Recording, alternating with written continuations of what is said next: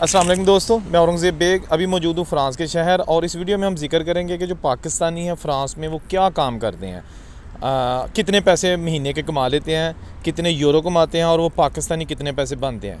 अगर आप भी फ़्रांस आना चाहते हैं तो आपको क्या काम सीख कर आना चाहिए, ये छोटी सी इन्फॉर्मेशन है आपके साथ शेयर करता हूँ, इसलिए वीडियो के साथ जुड़े रहिए। कल को हो सकता है अल्लाह ताला आप पर भी करम करे और आप यूरोप के इन मुल्कों में आ जाएँ।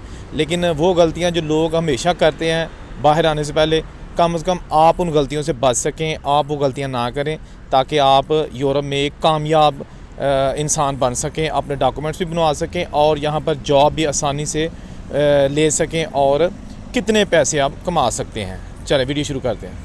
अच्छा, सबसे पहले जो हम बात करते हैं कि पाकिस्तानी जो यहाँ पर आते हैं यूरोप में, ख़ास तौर पर फ़्रांस में, तो वो क्या काम करते हैं जी। वो ज़्यादातर लोग रंग का काम करते हैं, घरों में पेंट करना, बिल्डिंग लाइन में जो है।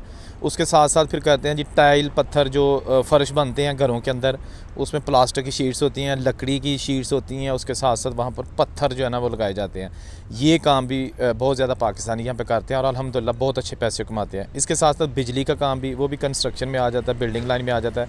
वहाँ भी इनके पास बहुत ज़्यादा ठेके होते हैं और ये पाकिस्तानी लेबर ही इनके साथ होती है और ये लोग भी ठीक ठाक पैसे कमा सकते हैं यहाँ पर और कमा रहे हैं। यहाँ एक चीज़ मैं और ऐड करता चलूँगा कि जो लोग नए आते हैं उनको ये जो रंग वाले या टाइल पत्थर वाले, वो 40 से 45 यूरो एक दिन के हिसाब से देते हैं, यानी एक दिहाड़ी के हिसाब से। तो आप अंदाज़ा कर लें कि अगर वो उसके एक महीने में जो है ना वो 30 दिन लग जाते हैं 45 यूरो के हिसाब से भी, तो वो पाकिस्तान के कितने बनते हैं, ठीक है ना। यानी कि वो भी 4 लाख से ऊपर बन जाते हैं। अगर 45 रुपये के हिसाब से आपको 30 दिन काम करना पड़े तो 4,15-16 हज़ार रुपया एक महीने का एक नया बंदा यहाँ पे कमा सकता है, जो कि बिल्कुल पाकिस्तान से अभी नया नया आया है। इसी तरह अगर वो पुराना हो जाता है 2 माह के बाद, तकरीबन उसकी सैलरी जो है वो बढ़ा दी जाती है और वो तकरीबन 60-70 यूरो पर डे के हिसाब से हो जाता है। तो 70-80 तो जो है ना वो कारीगर आम यहाँ पे तनख्वाह ले रहा है, 70-80 यूरो, जो कि पाकिस्तानी पता ना कितने पैसे बनते हैं। अगर एक दिन के 70 यूरो वो तनख्वाह हासिल करता है तो 30 दिन में उसके पाकिस्तानी तकरीबन 6.5 लाख रुपया बन जाएगा। ये वो है जो एक रंग का काम या टाइल पत्थर का काम यहाँ पर पाकिस्तानी करता है। लेकिन यहाँ एक चीज़ बहुत अहम है जो आपको बतानी है। जब आप आते हैं इन मुल्कों में तो आपको ज़बान आनी चाहिए। अगर आपको ज़बान आती है, फ़्रेंच लैंग्वेज आती है, तो उससे आपको बहुत ज़्यादा तरक्की के मौके मिलते हैं, आपको अच्छी अच्छी कंपनीज़ में काम करने का मौका मिलता है। वहाँ तनख्वाह ज़्यादा है, 100 यूरो से ऊपर की वहाँ पे आपको तनख्वाह एक दिन की मिलेगी, ठीक है जी। इसलिए ज़बान जो है ना वो बहुत ज़रूरी है यहाँ सीख के आना, वरना आपको सारी उम्र जो हमारे पाकिस्तानी भाई हैं, जो ठेकेदार हैं, उनके पास ही काम करना पड़ेगा, फिर वो अपनी मर्ज़ी से तनख्वाह देंगे।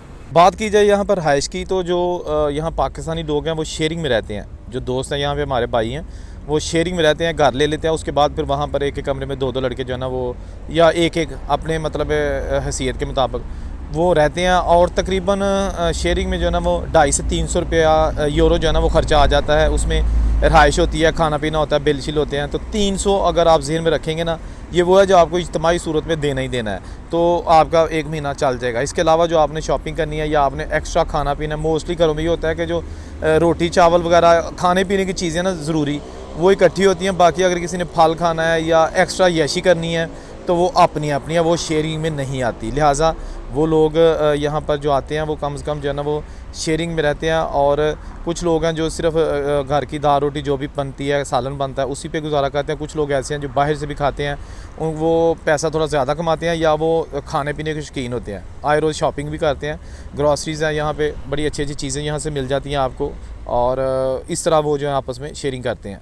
अच्छा दोस्तों, फ़्रांस एक ऐसा मुल्क है जहाँ पर जॉब्स बड़ी आसानी से मिल जाती हैं आपको, यानी कि मेहनत मजदूरी वाली जॉब्स बहुत आसानी से मिल जाती हैं। कुछ लोग होटलों में भी काम करते हैं, बर्तन धोते हैं या वहाँ पर सब्ज़ियाँ काटते हैं, जो मतलब एक ज़्यादा टेक्निकल जॉब नहीं होती। वो भी आपको 1000 यूरो महीने के या 1200 यूरो तक सैलरी दे देते हैं। 1000 यूरो का मतलब है 3 लाख से ऊपर, ये भी आपके पाकिस्तानी रुपये बन जाते हैं।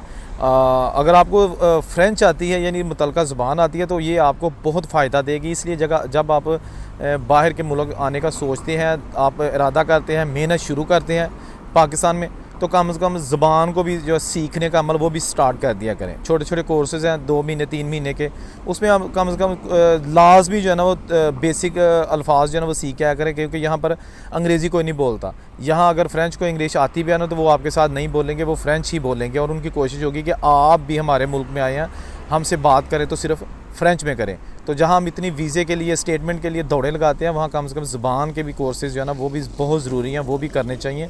इससे हमें बहुत फ़ायदा होगा और इस मुल्क में सेटल होने में मदद मिलेगी। अच्छा, मैंने अभी तक फ़्रांस में जो देखा है ना, यहाँ पर जो रंग के और टाइल पत्थर के काम के बिल्डिंग लाइन के ठेकेदार हैं, उनका ज़्यादातर का ताल्लुक मंडी बहाउद्दीन और इससे मुतल्लिका जो गांव है वहाँ से है, या फिर गुजरात और उससे जो आसपास के गांव वहाँ से हैं। ये लोग माशाल्लाह, ये भाई इन्होंने बड़ी मेहनत की हुई है और ये यहाँ पर सेट है, इनके पास ठेके हैं और ये लोगों को जॉब भी देते हैं। मंडी और गुजरात, ये दो जो डिस्ट्रिक्ट हैं, इसके बहुत ज़्यादा लोग यहाँ पे फ्रांस में मौजूद हैं और तकरीबन सारे जो है ना वो मोस्टली जो है ना वो रंग का काम करते हैं, ठेके इनके पास। इसके साथ साथ यहाँ पर आपको होटल लाइन में भी पाकिस्तानी कम्युनिटी मिलेगी। कुछ लोगों के स्टोर्स हैं जो ग्रॉसरी स्टोर्स होते हैं, उसमें भी पाकिस्तानी हैं। ये मेजॉरिटी वही है जो डंकी लगा के पाकिस्तान आए थे और अभी भी ये सिलसिला रुका नहीं है।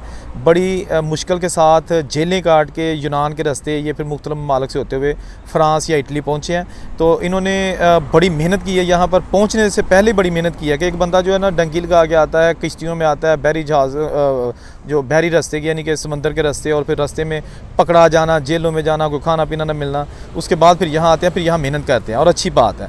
और आज अल्हम्दुलिल्लाह मुझे देख कर बड़ी खुशी हुई कि मैं बहुत सारे लोगों से मिला हूँ जो पाकिस्तानी कम्युनिटी के हैं, जो डंकी लगा के आए थे, आजकल वेल सेटल्ड हैं और बहुत अच्छे बिज़नेस कर रहे हैं और मोस्टली ऐसे हैं जिनके पास फ़्रांस के डॉक्यूमेंट्स भी मौजूद हैं।